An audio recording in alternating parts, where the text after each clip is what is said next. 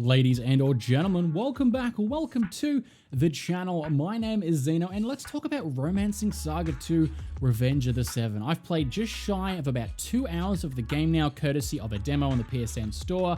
It's the opening prelogue of the game, and I gotta say, as someone who has absolutely no idea about the SaGa series in general, I was actually pleasantly surprised, and mostly it's because of the combat system, which we'll get into some of the mechanics and stuff like that, which really sets it apart from other classic old school turn-based RPGs. Before that though, let's back up. Romancing SaGa 2, what is it? So it's a fairly old school RPG and it's turn-based. And I say a fairly old school because if you have a look, this game came out originally in 1993. This is kind of a really old game being remade for 2024, which I think is fantastic. And the reason I picked up and decided to try the demo, this got announced a couple of months ago that it was getting remade, and I didn't really pay much attention because I'm like, okay, it's another RPG series that I've never had an experience with. Cool, it's coming out this year. I don't have time for it right now. But I realized when it popped up on the PlayStation Store, this was developed by Square back in the day, and Square, which is now Square Enix, is pretty much my favorite developer slash publisher because it does my favorite franchise, which is Final Fantasy. And I realized also, having a look at the quick Wikipedia page when I was researching more of this game, whether or not I wanted to give it a try, some of the original people that worked on Final Fantasy worked on this game. So I'm like, oh, okay, I see what you're doing. Like, that's an easy way to get me to at least try your game and pay attention, is Final Fantasy and Square Enix. So I'm like, okay, let me give it a shot. So what's like the background of Romancing SaGa 2? It's set in the history of the Kingdom of Avalon, and the player takes on the role of like a dynasty of different rulers as they fight the 7 heroes which have been like corrupted by demons and bad things, I guess. It kind of explains it very briefly at the start of the game. There's like a little cutscene where it's like, hey, there's these 7 mighty heroes, and they like once saved the land or saved the world or the kingdom, and they've finally come back, or there's rumors of them coming back, and they've all turned out now they're bad people, because of course they are, and we can never have nice things. It sounds like a pretty average, cut and dry, light versus dark style story. Obviously, I could actually research it. The game's literally 30 plus decades old at this stage, but I don't want to spoil it for myself because I would like to try this game eventually. But it sounded pretty basic, and I'm like, okay, I'll give it a go though. And I gotta say though, it was the combat that definitely hooked it for me. But the game starts out, it teaches you some basics of combat. You're with your father, you explore like a little cave, you meet up with the rest of your party, called Bear, James, and Therese, or Theresa. I don't quite know how to pronounce the name. One little random thing that I'm gonna mention that's gonna just sound like completely weird. The lip syncing, it is actually surprisingly good, and I know that's like a really weird thing to pick up on, but especially for remakes of really old games, and even just some normal games these days, don't always have the best lip syncing, especially when they have this anime style character art style. And I gotta say, this has really good lip syncing. I don't know why. I mean, it's not a bad thing. I like it. I picked up on it, and I never pick up on these things ever because I'm such a casual gamer.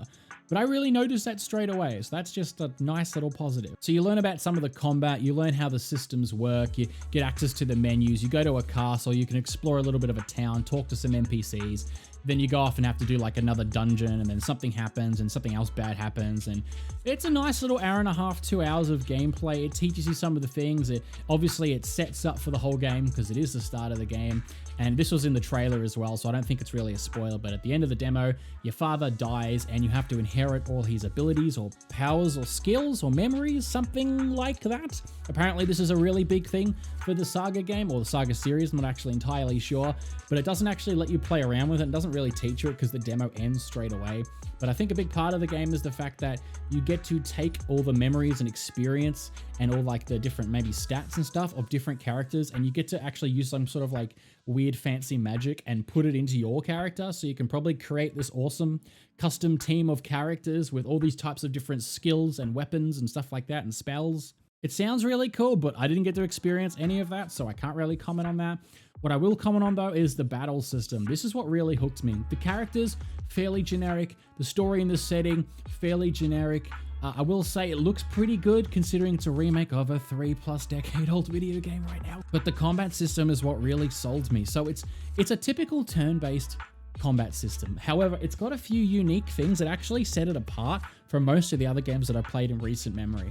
In the top left-hand corner, you've got your basic action bar where you get to see when the enemy moves and when your characters move. I've seen that before. That's not terribly unique. I'm assuming as the game goes on, you'll get more techniques and spells or different armor and equipment that you can adjust so you can go faster, be slower, delay enemies, make your characters faster, stuff like that. But what's really interesting is the weapon system. So everyone gets to hold 2 main weapons. So I'll take the character James for an example. He's got like a big giant greatsword, but he also wields like a spear or a lance. Your aim in most battles is to find the weakness of an enemy. It kind of reminded me of Persona, actually, where in Persona, you really do want to hit the enemy with weakness whenever you can, because in Persona, you get lots of follow-up attacks and all-out attacks.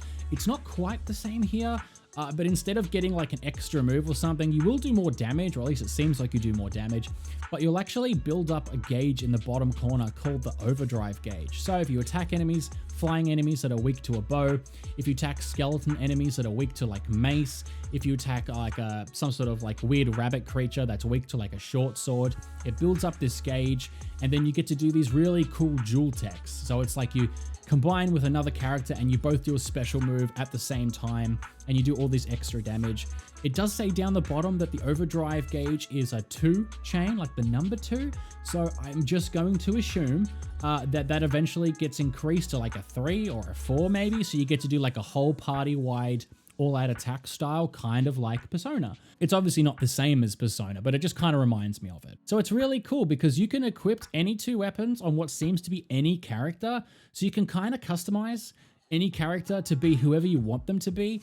And that's not even the best part, is the game makes you use all of your weapons and skills. And the reason I say that is because you don't get traditional experience like a normal turn-based RPG. So when the battle finishes, you don't just get experience and you level up normally. You actually level up the weapons and proficiency and your HP and your BP. And your BP is basically your mana points, your magic points, MP of the game. So the more that you use your bow and arrow, the more that you use your short sword, the more that you use your fire spell, you'll actually level those individually up as like a skill, and you'll unlock more attacks and do more damage with those weapons and have higher potency. And then there's another thing on top of that. There's something called the formation system. And I had a look at the announcement trailer from a couple of months ago after I finished the demo, and it showed off a lot more of the different formations. So it looks like you can unlock a lot of them.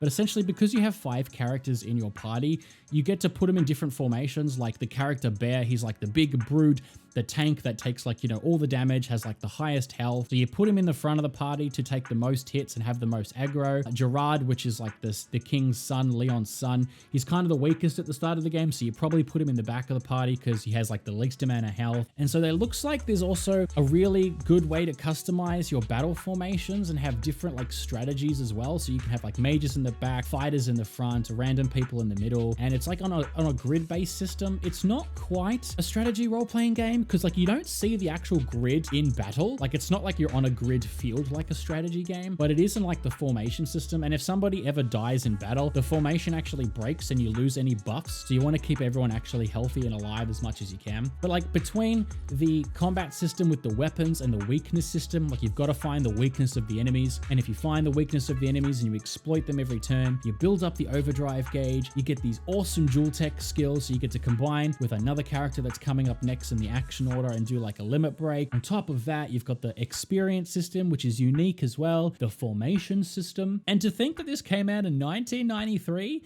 damn, I'm kind of impressed. And so yeah, that's kind of what sold me. The characters seem fairly okay. The story seems fairly basic. The game looks pretty good, don't get me wrong. But again, I'm not going to judge it too harshly on the visual or the musical aspect of it, just because it is so much older now. But I gotta say, the battle system, it definitely did it for me. I am actually quite interested in this game now. I don't know if I'll have the means to really buy another game in October right now, but Romancing SaGa 2, first impressions, pretty positive. Didn't have any expectations at all going in because I've never played this series. I have no knowledge of this series, but the battle system really sold it for me. Just all those different things and mechanics. So I'm interested, man. I hope people check this game out, especially because I love the idea that Square Enix is going back and remaking some of the older games. I hope it gets reviewed fairly well. I hope people check it out. Give it a chance if you like very old school turn-based RPGs with interesting mechanics, although the demo is only a couple hours long, so I'm curious to see how the full game turns out. But I had a look at the announcement. I saw so many more cooler techs and spells and different styles of characters, and I'm like, oh, that actually looks pretty good. I'm interested. So Romancing SaGa 2, Revenge of the Seven, those are my first impressions. Pretty positive. I'm interested in this game, and hopefully I get to check it out one day. Remember, if you like the sound of what I do here, or I just give my average opinions in some very casual content, remember to like the video so YouTube knows it doesn't totally suck, and subscribe if you're new. I'd love to have you around. Follow me on all my social medias or join the Discord, link in the description, and yeah, I'll leave it there. So I hope you guys are having a fan-freaking-tastic rest of the day as always. My name is Zeno, and you guys take care now.